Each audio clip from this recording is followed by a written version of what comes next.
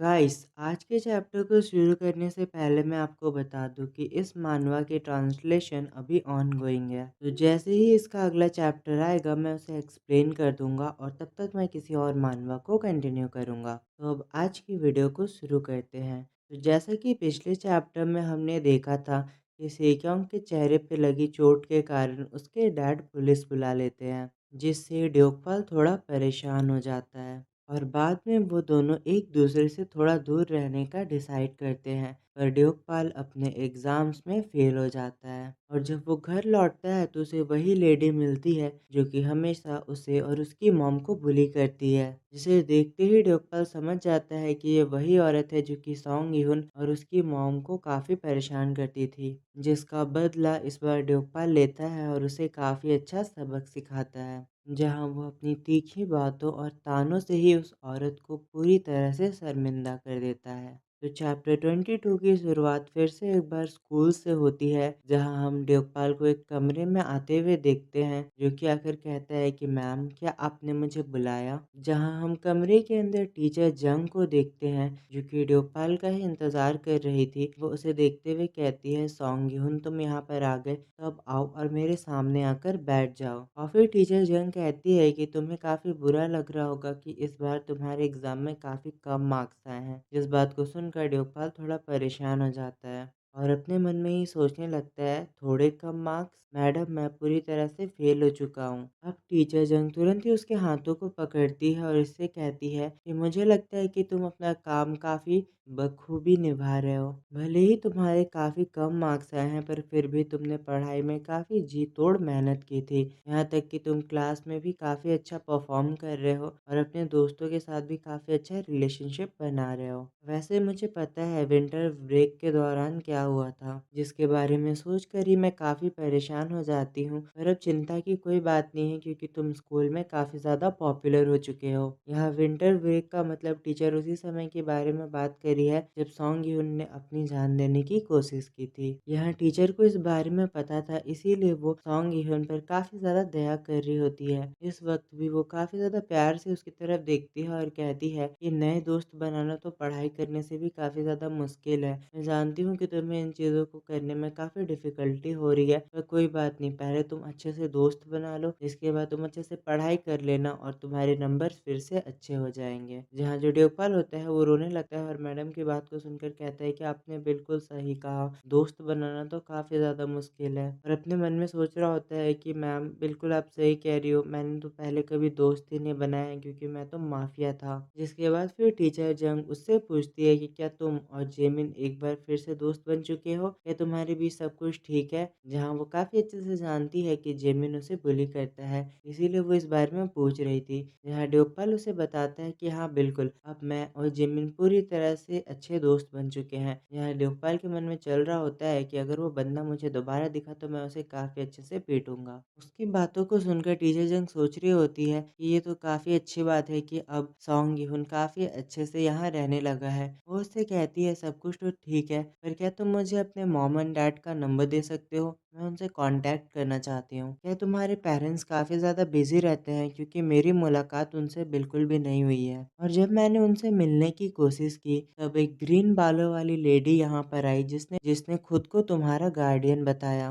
वो जो लेडी थी वो काफ़ी ज़्यादा बिजी लग रही थी और उसे तुम्हारी कुछ खास चिंता नहीं थी, इसीलिए मैं चाहती हूँ कि मैं तुम्हारे असली माता पिता से इस बारे में बात करूँ। वो अपने पेरेंट्स के बारे में सोचकर ढोपाल तो काफ़ी ज़्यादा हेजिटेट करने लगता है और सोचता है कि सॉन्ग यून की फैमिली तो पूरी तरह से बर्बाद है, आखिर मैं टीचर को इस बारे में कैसे बताऊं। और अंत में देवपाल टीचर को बता ही देता है कि मेरे डैड ने मुझे अनाथ छोड़ दिया है, उन्हें मेरी कोई भी चिंता नहीं है। वहीं जो मेरी मॉम है वो एक अल्कोहलिक है, जो कि केवल नशे करने पे ध्यान देती है और मुझ पर कभी भी ध्यान नहीं देती है। जहाँ देवपाल की बातों को सुनकर टीचर के हाथों से पेन छूट जाता है और उसे काफी बड़ा सदमा लगा होता है कि बेचारा सॉन्ग यून काफी कुछ सहता आया है। वो बहुत ही हैरान हो जाती है और कहती है, मैं समझ सकती हूँ, तुम्हारे लिए काफ़ी ज़्यादा मुश्किल रहा होगा इहुन, मुझे तुम्हारे लिए काफ़ी बुरा लग रहा है। जिस पर ड्योकपाल कहता है कि मैम अब इससे कोई फ़र्क नहीं पड़ता है, मुझे इसकी आदत हो चुकी है। अब टीचर ड्योकपाल से पूछती है कि अगर तुम्हारी लाइफ़ में इतने प्रॉब्लम चल रहे हैं, तो तुम आखिर स्कूल की फ़ीस को कैसे भरते हो?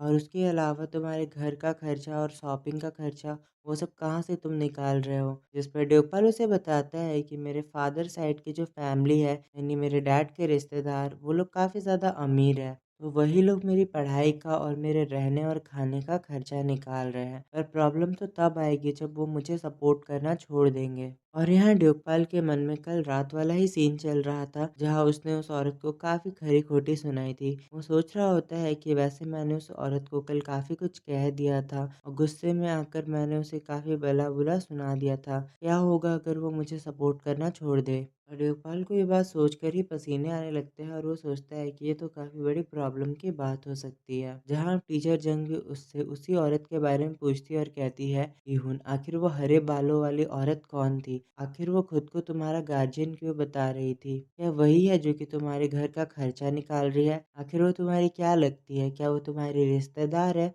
जिस पर ड्यूपल उसे बताता है कि वो मेरी कुछ भी नहीं है। हमारा कोई भी रिश्ता नहीं है, वो केवल मेरे डैड के लिए काम करती है। जहाँ इस बात को सुनकर टीचर जंग को और भी काफ़ी ज़्यादा दुःख होने लगता है कि सॉन्ग यून का कोई भी ध्यान नहीं रखता है और बचपन से सॉन्ग यून ने खुद को ही सँभाला है। अब अपनी टीचर को इस तरह दुखी होता हुआ देखकर देवपाल उन्हें ही समझाते हुए कहता है कि मैम आप चिंता मत करो, सब कुछ ठीक हो जाएगा। अंत में सब कुछ ठीक ही हो जाता है। जहाँ टीचर जंग एक बार फिर से उसके हाथों को पकड़ती है और प्यार से उससे कहती है, मैं जानती हूँ कि तुम सब कुछ सँभाल लोगे और एक ना एक दिन सब कुछ ठीक हो जाएगा। पर तब तक अगर तुम्हें कभी भी किसी भी तरह से मेरी मदद की ज़रूरत हो, तो बेझिझक मुझे कॉल कर देना। तुम्हें किसी भी चीज़ की ज़रूरत हो तो तुम मुझे बता सकते हो। मैं जहाँ तक तुम्हारी हेल्प कर पाऊँगी मैं कोशिश करूँगी करने की। अगर तुम्हें लाइफ़ में कोई भी प्रॉब्लम आती है या कोई फाइनेंशियल प्रॉब्लम भी आती है तब भी तुम मुझे बता सकते हो। मैं तुम्हें स्कॉलरशिप दिलाने की कोशिश करूँगी। यहाँ अपने टीचर की इतनी प्यारी-प्यारी बातों को सुनकर देवपाल तो काफ़ी ज़्यादा खुश हो चुका था और सोचता है कि टीचर जंग तो काफ़ी ज़्यादा काइंड है। उन्होंने मुझे डाँटा भी नहीं कि मैं फ़ेल हो गया, बल्कि मेरी मदद की बात भी करी है। ये लेडी सच में काफ़ी ज़्यादा अच्छी है टीचर बनने के लिए। अब जिसके बाद एंड में टीचर जंग देवपाल से पूछती है कि सॉन्ग यून, आखिर तुम्हारा सपना क्या है? और इस सवाल को सुनने के बाद देवपाल काफ़ी हैरान रह जाता है और वो सीन वहीं पे कट हो जाता है।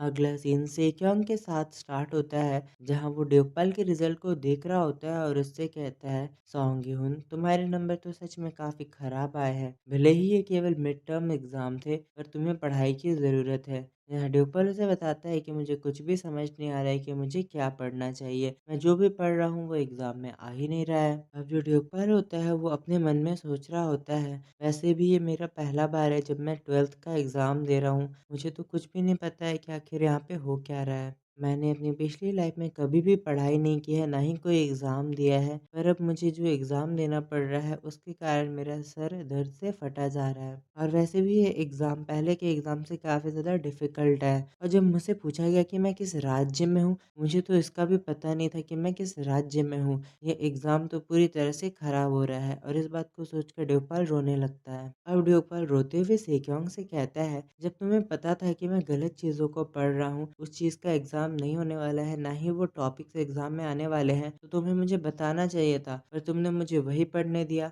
जहाँ सेक्योंग से कहता है, मुझे लगा तुम उसे पढ़ना चाहते थे और मॉक टेस्ट के लिए पढ़ाई कर रहे हो, इसीलिए मैंने तुम्हें नहीं बताया। और फिर हम सेक्योंग को देखते हैं जो कि थोड़ा परेशान हो जाता है और वो तुरंत ही कहता है कि तुमने पिछले एग्ज़ाम में भी कुछ ख़ास अच्छे मार्क्स नहीं मिले थे और तुम्हारे ग्रेड सच में काफ़ी ज़्यादा लो है, पर फिर भी तुम इस तरह पढ़ाई कर रहे हो जैसे तुम्हें फर्स्ट प्लेस हासिल करना है। आखिर तुम इतनी मेहनत से पढ़ाई क्यों कर रहे हो? उसके इन तानों को सुनकर देवपाल तुरंत ही काफ़ी ज़्यादा गुस्सा हो जाता है और चिल्लाकर कहता है, क्या बकवास कर रहे हो तुम? तुम तो मुझे ऐसे ताने मार रहे हो जैसे तुमने कौन सा बड़ा काम कर लिया है। तुमने आखिर किस कद्दू में तीर मारा है जो तुम इस तरह मुझे भाषण दे रहे हो?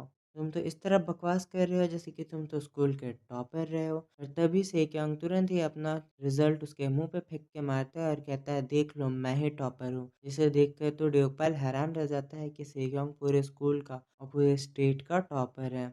जिसके बाद फिर वो दोनों साथ में पढ़ने लगते हैं और ड्यूपल उसे कहता है कि मैं तुम पर भरोसा करता हूँ कि इस बार तुम मुझे पास करवा दोगे। वो सीन वहीं पे कट हो जाता है और अगले सीन में हम इन दोनों को स्टडी हॉल के बाहर खाना खाते हुए देखते हैं, जहाँ वो दोनों तबौकी खा रहे थे। ड्यूपल तो चुपचाप सारा खाना चबाया जा रहा था। और सेक्योंग से पूछता है क्या तुम सच में ये खा सकते हो? जिस पर ड्यूपल उसे कहता है कि हाँ मैं खा सकता हूँ और तुम्हें भी ज़्यादा खाना खाना चाहिए। फिर ड्यूपल तुरंत ही रुक जाता है और उससे पूछता है कि आखिर तुम खा क्यों नहीं रहे हो? क्या हो गया है? क्या तुम ये सब नहीं खा सकते हो? जिस पर सेक्योंग उसे कुछ बहाना देने के बारे में सोच रहा होता है कि आखिर वो क्यों नहीं खा रहा है, और वो तुरंत ही कहता है कि ये खाना काफ़ी ज़्यादा स्पाइसी और तीखा है। जिसके बाद ड्यूपल तुरंत ही उससे उसका खाना ले लेता है और कहता है तुम ये चीज़ें खाओ जो कि ज़्यादा तीखी नहीं है। वैसे भी सभी लोग तीखा खा पाए ये ज़रूरी नहीं है। पर जो सेक्योंग होता है वो खाना भी नहीं लेता और सोचता है कि मुझे क्या करना चाहिए, और वो तुरंत ही कहता है कि नहीं मैं नहीं खाऊँगा, तुम ही खा लो।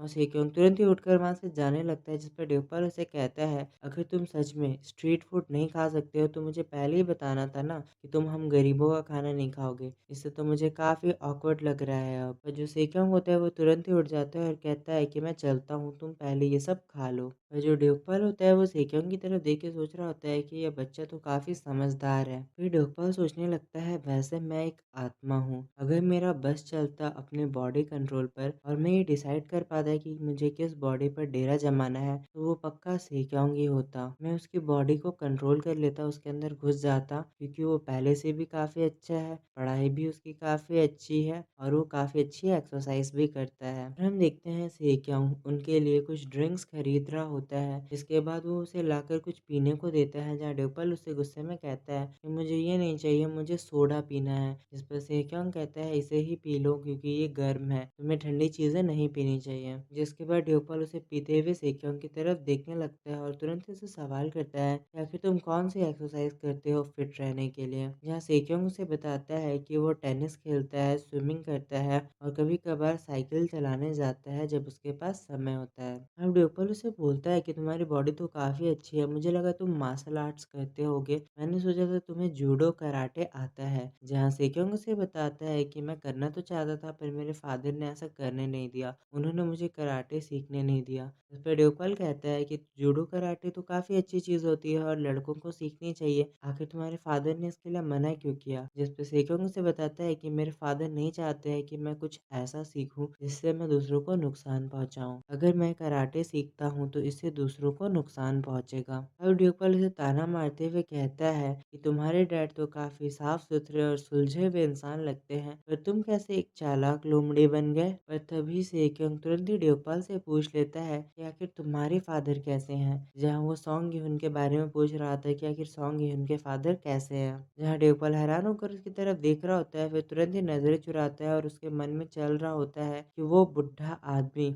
वो तो मेरे बारे में अब तक भूल ही गया होगा। और जैसे-जैसे समय बीतता जा रहा है, मैं भी उसके बारे में भूलता जा रहा हूँ। इसके बाद ड्यूपल सेक्योंग को एक आइडिया दे देता है कि उसके फादर कौन हो सकते हैं। वो कहता है कि मेरे फादर एक बहुत ही बड़ी कंस्ट्रक्शन कंपनी के मालिक है और मेरी मॉम उनकी मिस्ट्रेस है, तो तुम समझ ही सकते हो कि ये सब क्या चल रहा है। और वैसे भी तुमने मेरे डैड को पहले भी देखा होगा, वो अक्सर टीवी और न्यूज़ में आते रहते हैं और वो डिसेबल है तो वो व्हील चेयर पर नजर आते हैं। जिससे सेक्योंग को पता चल जाता है कि ड्यूपल एक काफी बड़ी कंस्ट्रक्शन कंपनी के मालिक का नाजायज बेटा है। और वहीं ड्यूपल के मन में चल रहा होता है कि अगर मुझे पहले पता होता कि सॉन्ग यून का बाप इतना ज्यादा अमीर है तो मैं उससे सॉन्ग यून के लिए एक छोटी सी अपार्टमेंट की जगह एक पूरा बिल्डिंग मांग लेता। ये तो काफी अच्छा रहता सॉन्ग यून के वापस लौटने पर, तब वो अपना और अपनी मॉम मिन्सो का ध्यान रख पाता। जिसके बाद ड्यूपल को तुरंत ही अपनी मॉम याद आने लगती है। जिसके बाद ड्यूपल को तुरंत ही सॉन्ग यून की मॉम मिन्सो याद आती है और वो तुरंत ही इसके बारे में सेक्योंग से बात करने वाला था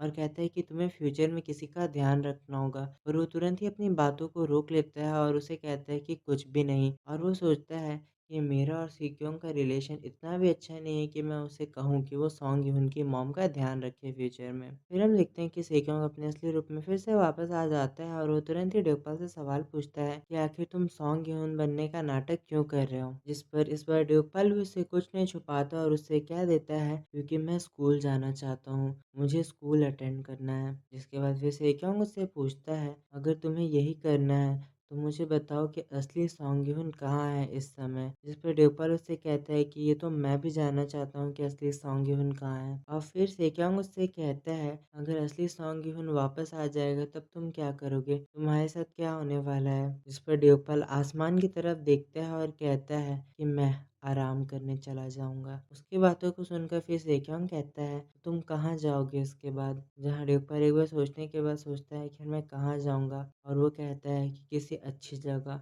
मैं उम्मीद करता हूँ कि मैं किसी अच्छी जगह जाऊँ। और ये चैप्टर यहीं पे ख़त्म हो जाता है, जहाँ हम ड्यूकपाल को आसमान की तरफ और सेक्योंग को ड्यूकपाल की तरफ देखते हुए पाते हैं। सो गाइस, जब असली सॉन्ग ह्यून की आत्मा लौटेगी तब ड्यूकपाल का क्या होगा? मुझे कमेंट में बताओ। मिलते हैं अगले चैप्टर के साथ। Thank you for watching. Goodbye. Guys, अगर आप वीडियो में इतनी दूरी पर आ चुके हो और आपको आज की ये वीडियो पसंद आती है तो प्लीज़ आप इसे एक लाइक कर देना और चैनल पे नहीं हो तो इसे सब्सक्राइब कर दो और कमेंट करके मुझे ज़रूर बताना कि आपको आज का ये वीडियो कैसा लगा।